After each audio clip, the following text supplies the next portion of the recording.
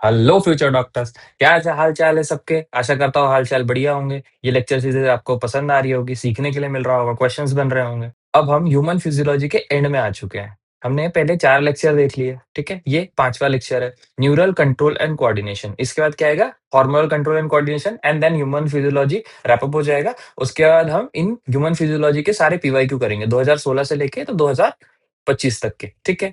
चलिए शुरू करते हैं। Neural control and coordination. देखिए आपको यहाँ पे ध्यान से 3 फिगर दिख रही होगी। एक तो एक स्मार्ट सा लड़का जो कि मैं हूँ, ठीक है। दूसरा क्या दिख रहा होगा आपको? ब्रेन।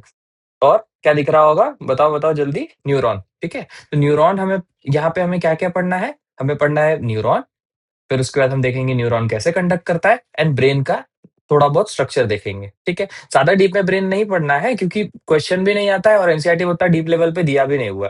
तो जितना एनसीईआरटी में दिया है उतना ही स्टिक करेंगे। चलिए आगे बढ़ते हैं।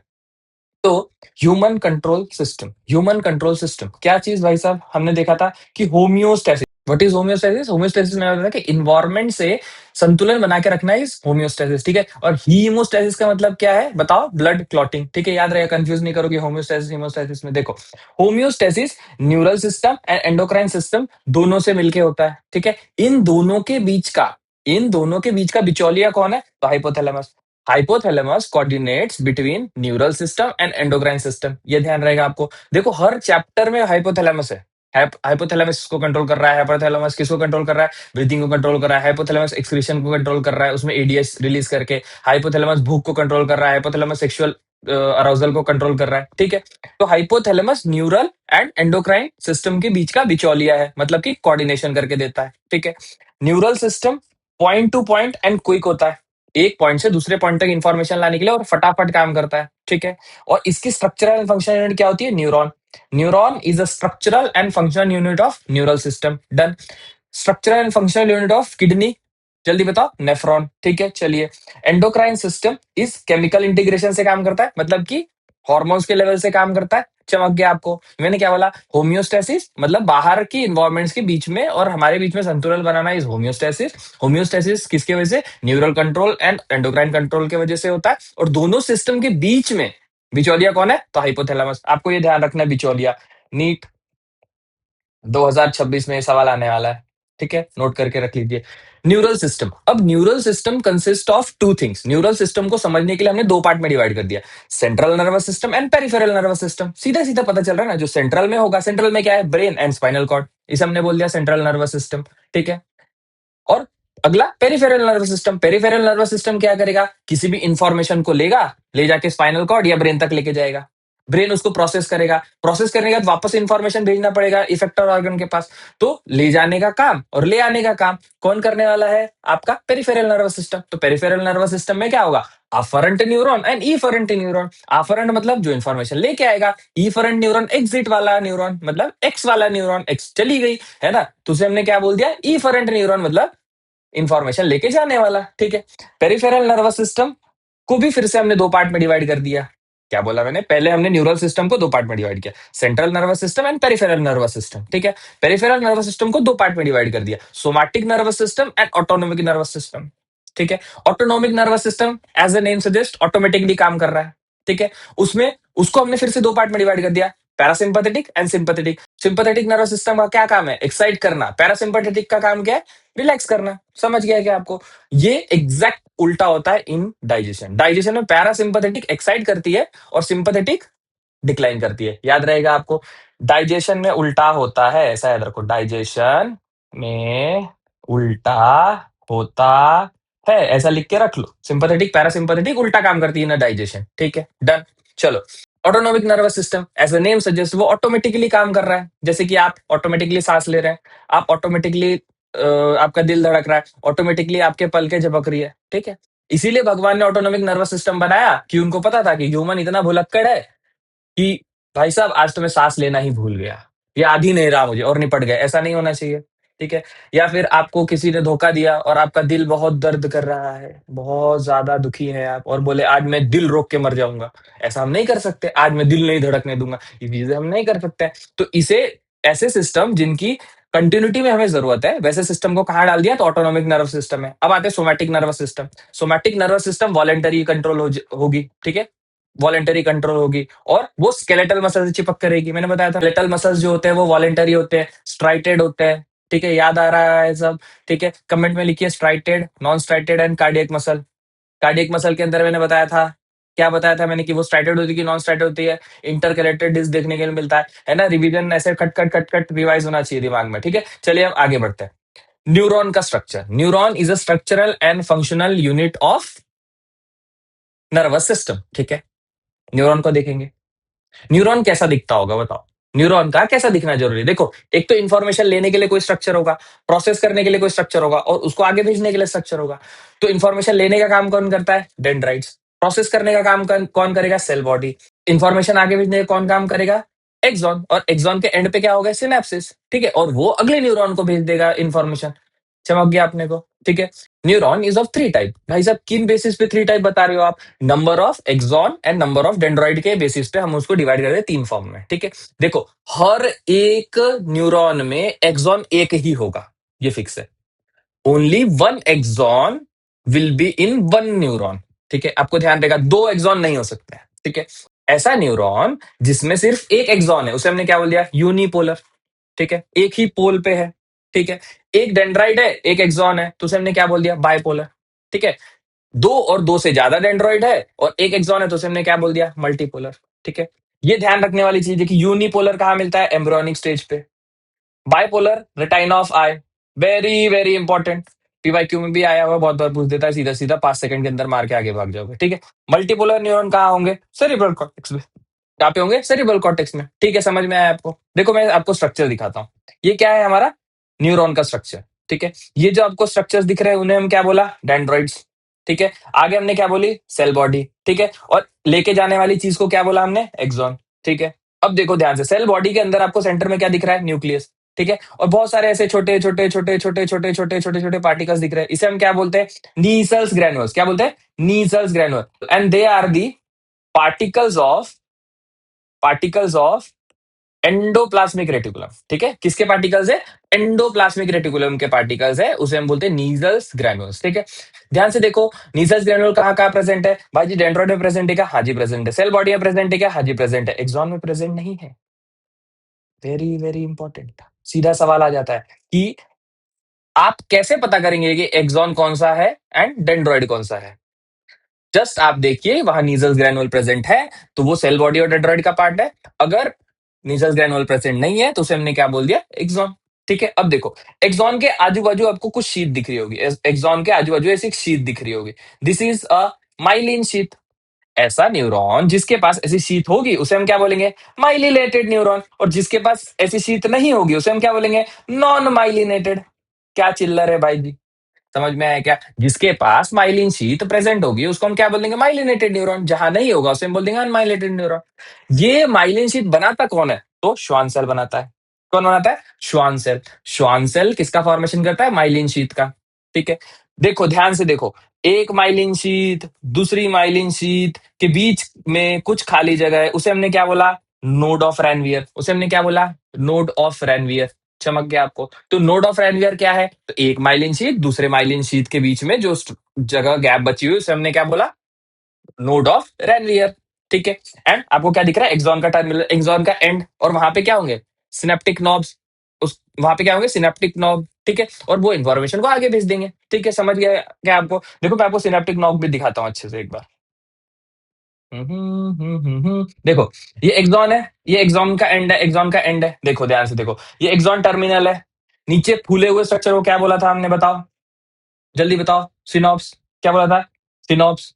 ठीक है, देखो ध्यान से देखो, यहाँ क्या क्या प्रेजेंट है? Synaptic vesicle, pre synaptic membrane, synaptic cleft and post synaptic membrane. इन तीनों को मिलके क्या बनता है? Synapse. Synapse consist of three thing: pre synaptic, post synaptic and synaptic cleft. मतलब कि एक न्यूरॉन का एंड पार्ट है ये, बीच में कुछ खाली जगह होगी उसे बोल दिया क्लेफ्ट। ऊपर वाले को क्या बोल दिया? Pre synaptic. नीचे वाले को क्या बोल दिया? Post synaptic. बीच में क्या है? क्लेफ्ट। तीनों मिलके क्या बनाते हैं? तो सिनेप्स। नीट 2026 आने वाला सवाल है बेटा, इतना ध्यान रहेगा अपने को। चलो वापिस देखते हैं ये क्या बोल रहा है भाई साहब। देखो, हमने देख लिया यूनिपोलर, हमने देख लिया बाइपोलर, हमने देख लिया मल्टीपोलर। डेंड्रॉइड का काम क्या है? Transmit impulse to cell body. With Nissl's granule present होता है वहां पे, ठीक है। एक्सॉन का काम क्या है? Transmit impulse away from the cell body to synapse, synapse की तरफ ले जाने का काम है, ठीक है। देखो जो इन्फॉर्मेशन चली गई एक्सॉन में वो रिटर्न नहीं आएगी, ये भी आपको ध्यान रखना कि only one direction, unidirectional flow of information होता है। ये नहीं कि इंफॉर्मेशन यहां गई फिर से वापस आ गई, ऐसा कुछ नहीं होता है, ठीक है। मैंने बताया आपको दो तरीके की न्यूरॉन होंगे, माइलिनेटेड, नॉन माइलिनेटेड। जहां माइलिन देखने मिलेगा उसे हम बोल देंगे माइलिनेटेड, जहां माइलिन नहीं देखने मिलेगा उसे बोलेंगे नॉन माइलिनेटेड। और माइलिनेटेड कौन बनाता है भाई साहब, जल्दी बताओ? श्वान सेल, ठीक है। माइलिन शीथ कौन बनाता है? श्वान सेल। तो श्वान सेल माइलिन शीथ बनाएगा, myelinated neuron. Schwann cell myelin sheath नहीं बनाएगा, नॉन माइलिनेटेड न्यूरॉन। देखो डेंड्राइट्स को अगर ध्यान से देखोगे तो वहां पर क्या क्या प्रेजेंट है बताओ? नीजल्स ग्रैनुल्स प्रेजेंट है, और नीचे एक्सॉन में क्या प्रेजेंट है? Myelin sheath. तो ड्यू टू माइलिन शीथ वो वाला पार्ट दिखता है हमको सफेद कलर का, और ऊपर वाला पार्ट दिखता है हमें कौन से कलर का? ग्रे कलर का, ठीक है। तो ऊपर वाले पार्ट को हमने क्या बोल दिया? ग्रे।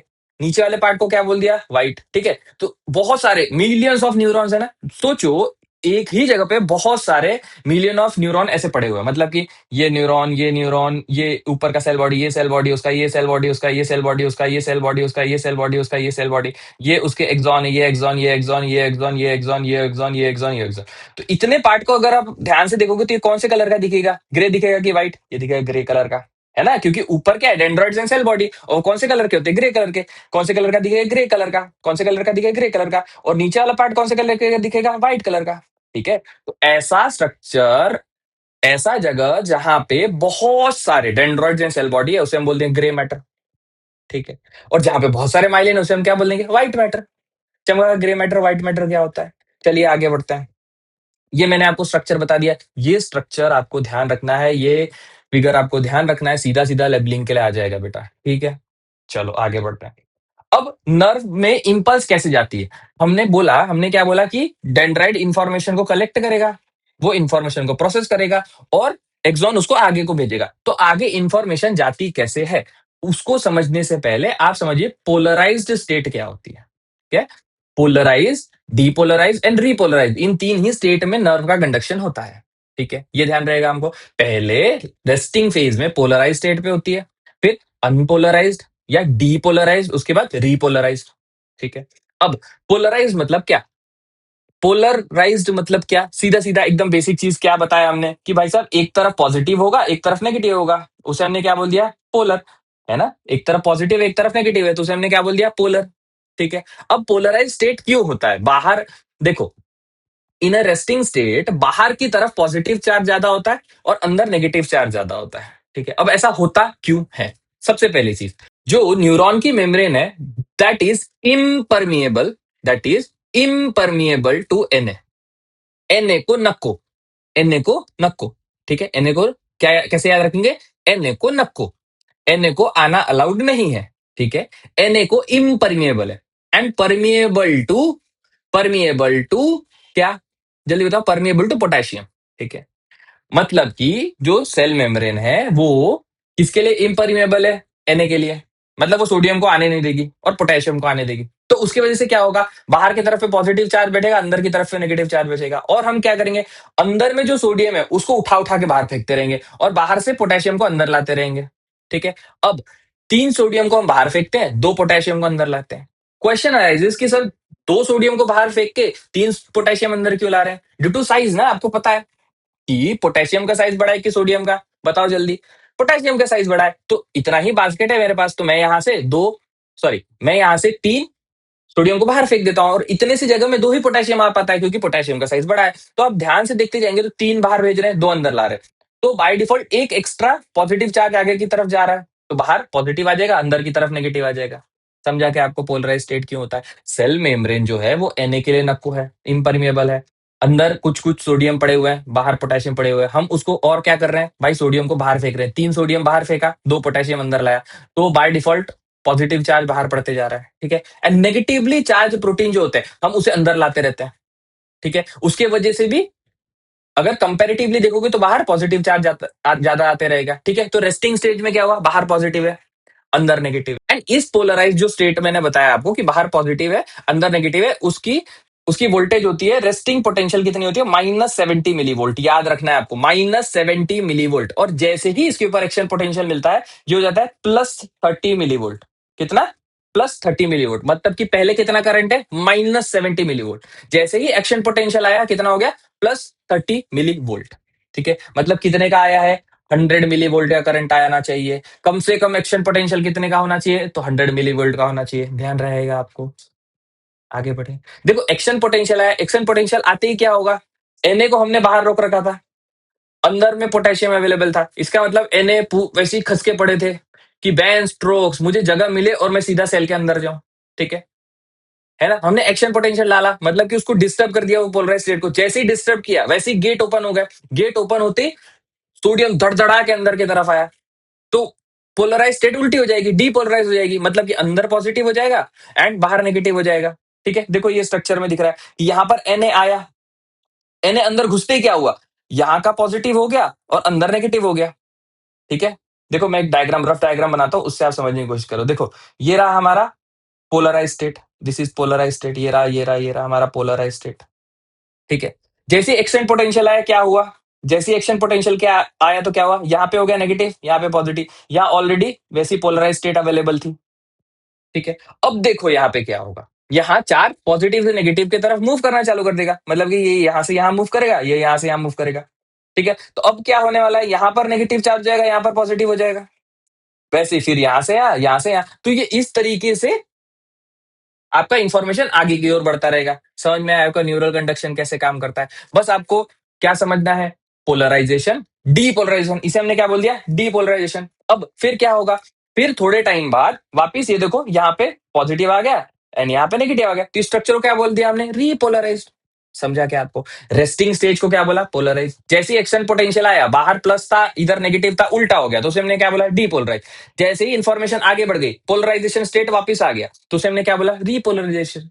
ठीक है, समझा क्या आपको। तो पोलराइजेशन के समय कितना मिली वोल्ट होता है, -70। एक्शन पोटेंशियल होता है, डीपोलराइजेशन के समय पे क्या होता है बताओ, +30। एंड रीपोलराइजेशन के समय वापस क्या हो जाएगा, -30 मिलीवोल्ट। ठीक है, वापस रेस्टिंग पोटेंशियल आ जाएगा, और उसके बाद फिर से ये चीजें चलती रहेगी, चलती रहेगी, चलती रहेगी निरंतर, जब तक एक्शन पोटेंशियल आता रहेगा। ठीक है, और मिनिमम एक्शन पोटेंशियल कितनी की जरूरत है, 100 मिलीवोल्ट की, याद रहेगा आपको। चलो समझ गया ना आपको, स्टिमुलस आया तो डीपोलराइजेशन हुआ तो एक्शन पोटेंशियल बना। ठीक है, आपको मैंने बताया ना, स्टिमुलस आया साइट ऑफ एक्साइटेशन पे तो परमिएबिलिटी में चेंजेस आ गया। Na को नक्को था, पर दरवाजा खुलते ही Na तो खसका पड़ा था कि बैन स्ट्रोक्स खुले और मैं अंदर आऊं, वो Na का इन्फ्लक्स हुआ। Na का इन्फ्लक्स होने से रिवर्स ऑफ पोलैरिटी हो गई, उसकी वजह से क्या हो गया, डीपोलराइजेशन। क्या हो गया, डीपोलराइजेशन। ठीक है, अब हमने क्या किया, हमने बोला कि भाई पोटेशियम को पहले भेजो बाहर। अगर बहुत सारा अंदर नेगेटिव आ गया है तो पहले पोटेशियम को भेज दो, पोटेशियम को बाहर फेंक दिया। जैसे ही पोटेशियम को बाहर फेंकना चालू किया, बाहर वापस पॉजिटिव आना चालू हो जाएगा, उसे हम क्या बोलेंगे, रीपोलराइजेशन। ये कंडक्शन पूरे आपके एग्जॉन तक चलता रहेगा। और आपको क्या ध्यान रखना है, हम कितने सोडियम को बाहर फेंकते हैं, तो 3 सोडियम को बाहर फेंका जाता है और 2 पोटेशियम को अंदर लाया जाता है। ये आपको ध्यान रखना है। समझ गया आप आपको, ऐसे ही स्ट्रक्चर चलते चलते, ऐसे ही आपका इंफॉर्मेशन चलते चलते सिनेप्स के पास पहुंच जाएगा, और सिनेप्स क्या करेगा बताओ, वहां पर एसिटाइल कोलाइन जैसे हार्मोन्स रिलीज करके अपना इंफॉर्मेशन आगे को भेज देगा। ठीक है, अब सिनेप्स भी दो प्रकार के होते हैं, सिनेप्स दो प्रकार के होते हैं, electrical synapse and chemical synapse. ठीक है, इलेक्ट्रिकल सिनेप्स क्या होते हैं कि चिपक के रहेंगे, मतलब इसका एक्सॉन इसके डेंड्राइट से चिपक के रहेगा। नंबर 1 न्यूरॉन का एक्सॉन के सिनेप्स जो है, वो सिनेप्टिक नॉब्स, वो किसको चिपक करेंगे, डेंड्राइट्स। उससे क्या होगा ना, वहां एक कंटिन्यूटी बनेगी, उसे हम क्या बोलेंगे, इलेक्ट्रिकल। जैसे इलेक्ट्रिक की वायर है ना, एक के बाद एक के बाद एक के बाद एक। ठीक है, तो उसे हम बोलेंगे इलेक्ट्रिकल सिनेप्स। इलेक्ट्रिकल सिनेप्स हमारी बॉडी में रेयर देखा जाता है, ये ध्यान रहेगा हमको। केमिकल सिनेप्स की क्या जरूरत थी भाई साहब, देखो एक केमिकल आया, उसने उसको छोड़ दिया हमने, तो वो क्या करेगा, बहुत सारे न्यूरॉन को एक साथ एक्साइट करेगा। इलेक्ट्रिकल में क्या है, वो एक लाइन में चला जा रहा है। ठीक है, और केमिकल में क्या हो रहा है, सिनेप्टिक क्लेफ्ट तक आया, छोड़ा उसने, तो छोड़ने के बाद बहुत सारे न्यूरॉन वहां से एक्साइट हो सकते हैं, मतलब इंफॉर्मेशन और अच्छे से फॉलो होगा। ठीक है, मल्टीपल लेवल पे फॉलो होगा। ठीक है, इलेक्ट्रिकल सिनेप्स समझ में आया, केमिकल सिनेप्स समझ में आया। बस आप ये ध्यान रखिए कि electrical synapse rare in our body. ठीक है, चलिए आगे बढ़ते हैं। ये डायग्राम अच्छे से समझ में आ गया, ये डायग्राम भी हमने देख लिया। अब आते हैं हमारे ब्रेन के ऊपर। ठीक है, समझ में आ रहा है आपको, कोई दिक्कत तो नहीं है, पास तो नहीं हुआ, पास हुआ होगा तो पीछे जाके फिर से एक बार रिविजिट कर लीजिएगा। ठीक है, इससे ज्यादा आसान तरीके से कोई और नहीं समझा सकता है बेटा।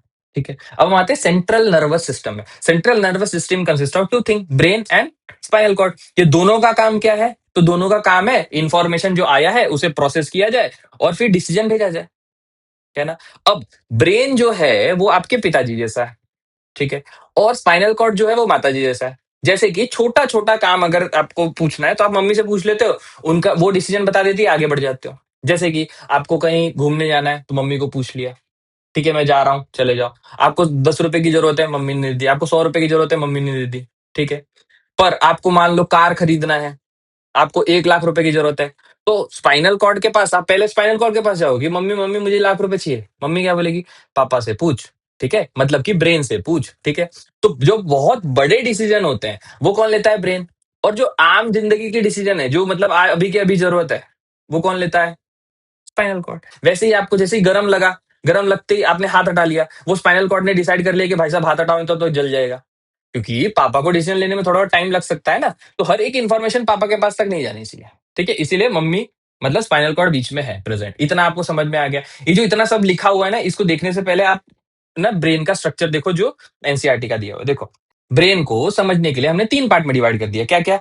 फोर ब्रेन पहला, मिड ब्रेन दूसरा, हाइंड ब्रेन तीसरा। समझने के लिए, ठीक है। Mid brain consist of cerebrum, hypothalamus and thalamus. क्या बोला मैंने? क्या प्रेजेंट है फोर ब्रेन में? सेरिब्रम, उसके नीचे क्या प्रेजेंट होगा? थैलेमस, और थैलेमस के नीचे मतलब हाइपोथैलेमस। डन। मिड ब्रेन, ये रहा mid brain, this is a mid brain, ठीक है। मिड ब्रेन के नीचे क्या प्रेजेंट होगा? Hind brain.